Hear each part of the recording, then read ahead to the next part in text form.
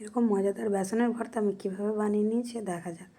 প্রথমে আমি একটা পাত্রে বেসন নিয়ে নিয়েছি, প্রায় 2 চামচ মতো হবে। তাতে আমি একটু খাবার সোঁটা দিয়ে দিলাম,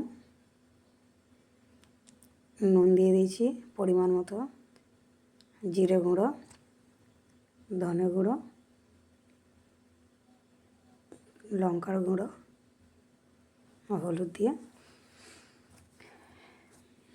এবার আমি জল দিয়ে এটাকে মাখিয়ে নেব।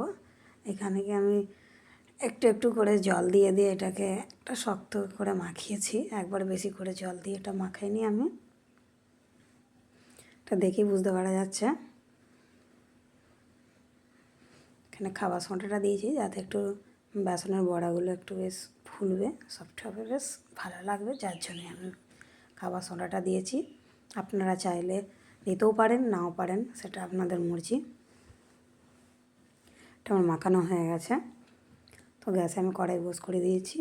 বড়াগুলো ভাজার জন্য আমি এখানে সাদা তেল দিয়েছি, আপনারা চাইলে সরষের তেলও দিতে পারেন।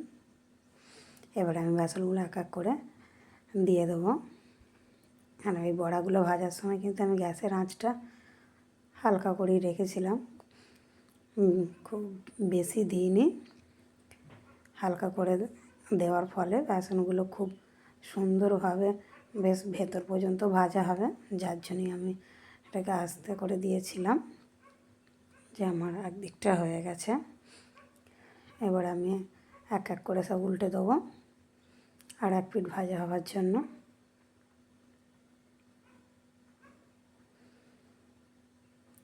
উল্টানো হয়ে গেছে।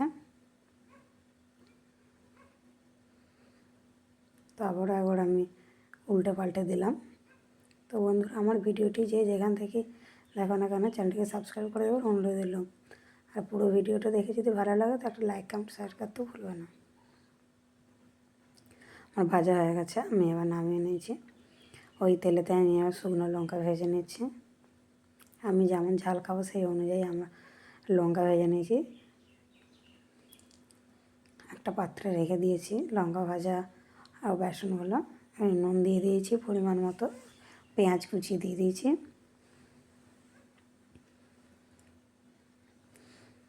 এবার একটু সর্ষের তেল দিয়ে দেবো।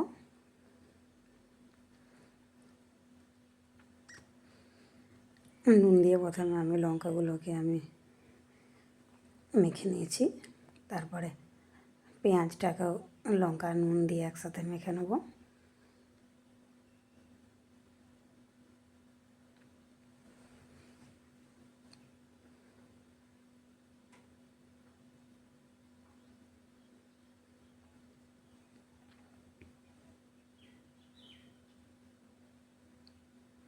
আপনারা চাইলে এখানেতে কাঁচা লঙ্কাও দিতে পারেন, আমি বেশি ঝাল খাবো না বলে এই জন্য আর দিইনি।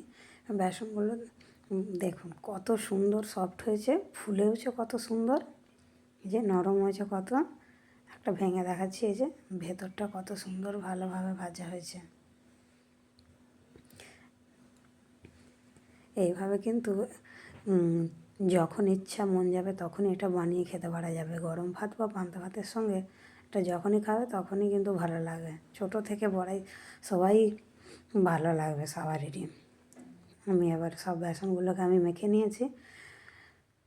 এবারে সব কিছু পেঁয়াজ লঙ্কা বেসন দিয়ে সব কিছু ভালোভাবে মেখে নিয়েছি। মাখা হয়ে গেলেই এটা রেডি হয়ে গেল। তো আমি এবারে ভিডিওটা এখানেই শেষ করছি। আপনারা সবাই সুস্থ থাকবেন, ভালো থাকবেন, কেমন হয়েছে কমেন্টে জানাবেন।